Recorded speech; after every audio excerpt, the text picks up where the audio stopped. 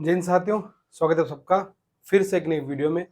बहुत दिनों के बाद, एक लंबे अंतराल के बाद आज व्लॉग वाले चैनल पे कोई वीडियो आपके सामने आ रहा है। और अब जो है इस व्लॉग वाले चैनल पे हर सप्ताह में 2 या 3 वीडियो आपको जो है एग्जाम से रिलेटेड छोटी से छोटी बारीकी से बारीक वाली बातचीत, जो विषय है, जो मुद्दा होता है उस पर बात करेंगे। जैसे इस व्लॉग वाले चैनल पे मैंने जो शुरुआत के मेरे वीडियो बनाए थे कि किस प्रकार मेरी जर्नी रही शुरुआत से लेकर अंतिम समय तक, और किस प्रकार मेरी तैयारी हुई, ज्वाइनिंग, और फिर लास्ट में मेरे जो जो पहला जो वेतन आया वहाँ तक की मैंने सारी जर्नी छोटी-छोटी बात भी मैंने आप लोगों को तो शेयर की थी। अब समय वापस आ चुका है क्योंकि बहुत सारे अभ्यर्थी जो है व्याख्याता की तैयारी कर रहे हैं, बहुत सारे अभ्यर्थी जो है वरिष्ठ अध्यापक की तैयारी कर रहे हैं, बहुत सारे जो है तृतीय श्रेणी अध्यापक की तैयारी कर रहे हैं। और निश्चित है कि तैयारी के दौरान तनाव आना बिल्कुल स्वाभाविक है। तनाव आता ही आता है क्योंकि हम जब कभी भी एक उद्देश्य लेके चलते हैं तो उस उद्देश्य को प्राप्त करने के लिए रास्ते में कई तरह की बाधाएँ, कई तरह की चुनौतियाँ आपके सामने आएगी ही आएगी। अगर आपको सीधा सपाट रास्ता मिल रहा है और आपके बीच में कोई बाधा नहीं आ रही, तो आपको डरने की ज़रूरत है। आपको उसमें संशय होना चाहिए, अगर कोई बाधा नहीं आ रही तो कहीं न कहीं हम गलत रास्ते पे हैं। अगर आप सही रास्ते पे जाएँगे, आप अपना लक्ष्य बना के चलेंगे तो निश्चित तरह कई तरह की बाधाएँ आपके सामने आएगी। और इस व्लॉग वाले चैनल पे अब जो सीरीज़ स्टार्ट कर रहे हैं, आपके एग्ज़ाम तक चलेगी। हर तीसरे दिन कोई ना कोई 5 से 10 मिनट का ही वीडियो बनाएँगे, जो कि आपके आने वाले कमेंट के ऊपर डिपेंड करेगा कि किस टॉपिक पे बात करें। आज सबसे पहले बात करेंगे क्योंकि मेरे बहुत सारे मैसेज इस चीज़ को लेके आ रहे हैं कि सर जो है कोर्स पूरा हो चुका है। स्कूल व्याख्याता वाले अभ्यर्थी की बात कर रहा हूँ, कोर्स पूरा हो चुका है, रिवीजन भी हो चुका है, फिर भी तनाव नहीं जा रहा है। तनाव आ रहा है, ऐसा लग रहा है कि कुछ भी याद नहीं है ना? और इस प्रक्रिया के दौरान बहुत सारे डाउट इस चीज़ को लेके आ रहे हैं कि सर जैसे कोर्स कंप्लीट हो चुका है लेकिन रिवीजन नहीं हो पा रहा है, और रिवीजन हो रहा है फिर भी तनाव आ रहा है, चीज़ें याद नहीं रह रही। तो आज मुख्य रूप से बात करेंगे अंतिम समय में आने वाले इस तनाव को किस प्रकार कम करें और किस प्रकार खुद की तैयारी को सुचारू रूप से चालू रखें। आज का विषय ये रहने वाला है। तो चलिए शुरू करते हैं आज की वीडियो को। तो अंतिम समय में तनाव प्रबंधन, ठीक है। अब देखो, ऐसा नहीं है कि मैं आपको कोई एक ट्रिक बता दूंगा, कोई जादू वाली एक छड़ी है मेरे पास जिसको घुमा के आप लोगों का तनाव में खत्म कर दूंगा। ऐसा कुछ होने वाला नहीं है, ठीक है। तो अगर आप ये सोच के हैं कि सर जो है कोई ऐसी बात बताएंगे जिससे कि बस उसे 2-3 बार जाप करेंगे उस मंत्र का, उसके बाद सारा तनाव खत्म हो जाएगा और अपना आराम से फ्री होकर तैयारी करने लग जाएंगे, तो ऐसा कुछ नहीं मिलने वाला है। ये चीजें प्रैक्टिकली है, मेरे साथ भी हुई है। देखो, सबसे पहले हम बात करें कि जैसे मान लो कि आप ये यहाँ खड़े हो, ठीक है, और आपका टारगेट ये है। अब आपको अगर इस मंजिल तक आना है, इस ये रास्ता अगर आपको तय करना है, तो निश्चित रूप से इस कई तरह की बाधाएं इसमें आपको मिलना स्वाभाविक है, ठीक है। अब मेरी भूमिका क्या है? मेरी भूमिका ये है कि मैं आपको बता सकता हूँ कि किस प्रकार इन चुनौतियों से आप बचने की कोशिश कर सकते हो, बच सकते हैं, ठीक है। लेकिन प्रैक्टिकली रूप में वो आप ही करेंगे कि हाँ, मैं किस तरह इन चुनौतियों से पार पाके निकलता हूँ और किस प्रकार अपने टारगेट को अचीव करता हूँ। ये तरीका आपको खुद इजाद करना पड़ेगा। मैं केवल एक एक सुझाव दे सकता हूँ, उस सुझाव को अपने व्यक्तिगत जीवन पर आपको अप्लाई खुद करना पड़ेगा। और एक बात ये भी याद रखना, जो सुझाव मैं दे रहा हूँ, ज़रूरी नहीं है कि वो सुझाव ही आपके जीवन की दिशा को बदले, आपके पास भी उससे बेहतर उपाय हो सकते हैं। पर जैसे आपके जो प्रश्न आए हैं, आपके जो संशय आए हैं, और जो मैंने अभी तक अनुभव किया है, उन चीज़ों के हिसाब से मैं आपको कुछ बिंदु बताऊँगा, जिससे आप जो है अपने इस अंतिम समय में खुद को किस तरह जो है अच्छे से मैनेज रखें और तनाव कम करके अपनी तैयारी को आसानी से जो है चालू रख सकते हैं। सबसे पहले बात करें, देखो तनाव उत्पन्न होने के क्या कारण है, पहले कारणों की बात कर लेते हैं, ठीक है। सबसे पहले तो परीक्षा तिथि के नजदीक आने से तनाव, क्योंकि परीक्षा तिथि जैसे जैसे नजदीक आएगी वैसे वैसे तनाव बढ़ेगा। दूसरी बात, पाठ्यक्रम जिसका पूरा हो चुका है, पाठ्यक्रम पूरा नहीं, तो उसे भी तनाव आएगा। जिसका पूरा हो चुका है लेकिन उसे लग रहा है कि याद नहीं रहता है, उसका भी एक तनाव है, ठीक है। इसके अलावा आगे बात करें कि स्कूल व्याख्याता का जो फर्स्ट पेपर है, वह तनाव का सबसे बड़ा कारण बनता है। फर्स्ट पेपर पूरा नहीं, वो पूरा हो चुका है तो कितना प्रश्न, मतलब कितने प्रश्न करने हैं कितने नहीं, वो सबसे बड़ा संशय है। और चौथी बात करें, कई लोगों को मानसिक स्थिति ऐसी होती है कि जैसे जैसे परीक्षा नजदीक आती है वो सोते बीमार हो जाते हैं या फिर घबरा जाते हैं। तो व्यक्तिगत समस्या कई की होती है ना, ऐसे होती है, भले उनकी अच्छी तैयारी हो, व्यक्तिगत समस्या, लेकिन फिर भी वो उस चीज को दूर कर ही नहीं पाते, घबरा जाते हैं अंतिम रूप से और लास्ट टाइम बीमार हो जाते हैं।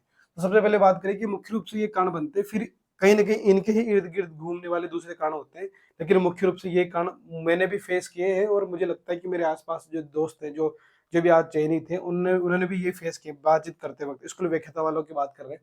परीक्षा तिथि नजदीक आ रही है, तो एक कारण ये बन रहा है क्योंकि कई अभ्यर्थियों को लगता है कि सर अभी हमारा कोर्स कंप्लीट नहीं है और हमारा कोर्स कंप्लीट होगा तो फिर हमें रिवीजन भी करना है, ठीक है। इस वजह से हमें डर है और हमें लगता है कि इस वजह से हमारा तनाव का कारण बन रहा है। तो देखो, सबसे पहले एक बात बता दूं कि इस चीज में आप परिवर्तन नहीं कर सकते। इस चीज में अगर कोई परिवर्तन कर सकता है तो सरकार कर सकती है।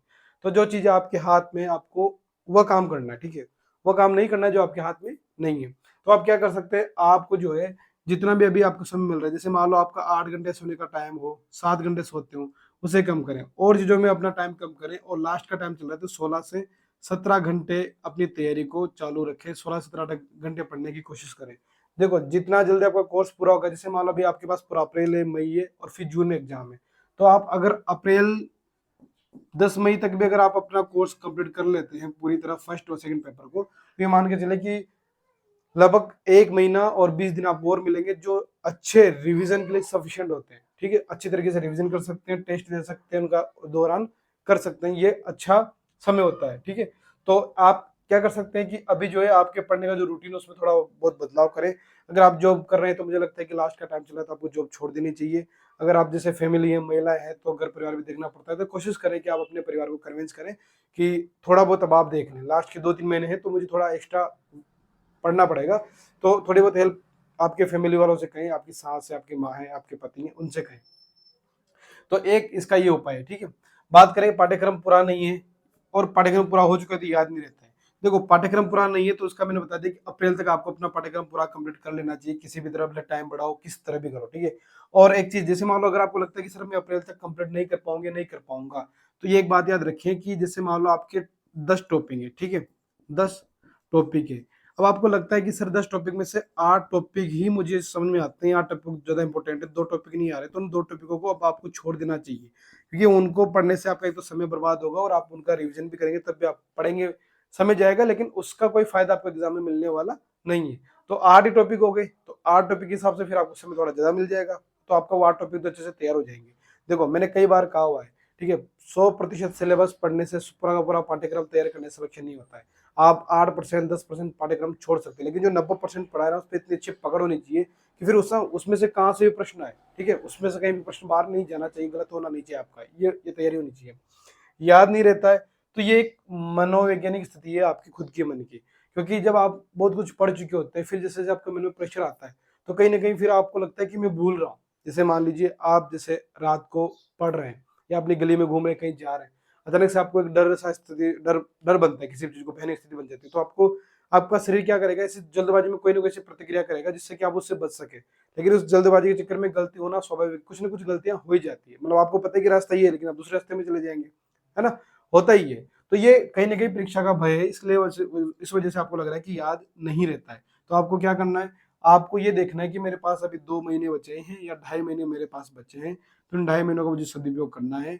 और आप जो पढ़ रहे हैं, आप ये मान के चले कि जो टॉपिक आपने पढ़ लिया, आप आपके पास कोई बुक हो या टेस्ट सीरीज ले रखी हो, तो वहां जाके आप उसका ऑब्जेक्टिव निकाल के देखें अपने आप। जैसे अगर आपके 10 क्वेश्चनों में से अगर 7 भी सेव हो रहे हैं, तो फिर ये मान के चले कि आप बहुत अच्छी स्थिति में है।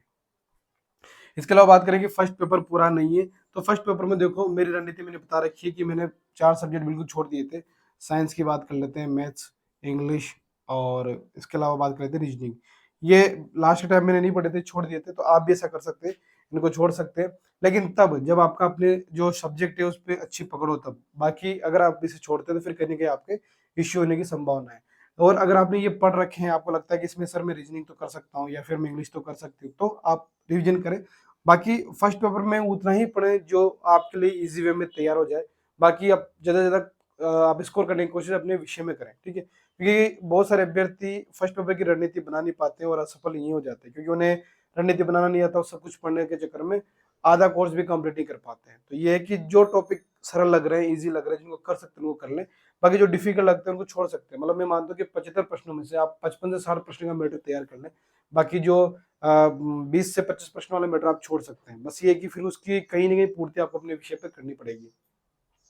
और तीसरी बात करते हैं कि व्यक्तिगत समस्या, तो अगर आपको जैसे बहुत सारे अभ्यर्थियों को होती है कि वह लास्ट के टाइम में तनाव में आ जाते हैं, तो आप कोशिश करें कि अपने से एक फिक्स रखें, भाई मुझे 10 घंटे 12 घंटे पढ़ना है, उसके बाद सुबह सुबह थोड़ी मेडिटेशन करें, थोड़ा व्यायाम कर ले और अपने खास उस व्यक्ति से बातचीत करें जो आपको कहने की सकारात्मकता प्रदान करता हो हर बार, ठीक है। उससे सलाह लें, उससे बातचीत करें, थोड़ी देर उसके साथ बैठने का समय मिले तो उसके साथ बैठे, माता पिता के पास बैठे और थोड़ी देर ईश्वर की प्रार्थना करें, ईश्वर से आराधना करें। तो ये चीजें कहीं ना कहीं आपके दिमाग में जो एक शांति वाली स्थिति लाएंगे और कहीं ना कहीं आपको सकारात्मकता मिलेगी। तो इस समस्या का समाधान बस यही है।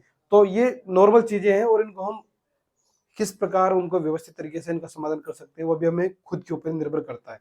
तो आप कहीं ना कहीं चीजों को जो है अप्लाई करें, धीरे धीरे आपको लगेगा कि 1 दिन 2 दिन 3 दिन में आपका धीरे धीरे चीजों का जो तनाव आ रहा होगा धीरे धीरे कम होगा और फिर आप जो है अंतिम समय में जो है सफल हो जाएंगे। फिर भी बहुत सारे अभ्यर्थियों की इन समस्या के अलावा भी बहुत सारी ऐसी चीजें हो रही होगी, मन में बहुत सारे संशय आ रहे होंगे, तो आप कमेंट करें कि सर इस टॉपिक पे बात नहीं हुई तो अगला टॉपिक उसी टॉपिक पे अपन वीडियो बना के बात कर लेंगे, ठीक है। तो आज की वीडियो में इतना ही और अच्छे से तैयारी करें, स्वस्थ रहे, मस्त रहे, किसी भी चीज का तनाव ना रखें। आपने अच्छी मेहनत की तो आपको उसका परिणाम जरूर मिलेगा। माँ सरस्वती जो है अपने ऊपर कभी ऋण नहीं रखती है, ठीक है। तो मिलते हैं अगली क्लास में, तब तक के लिए जय हिंद, जय भारत।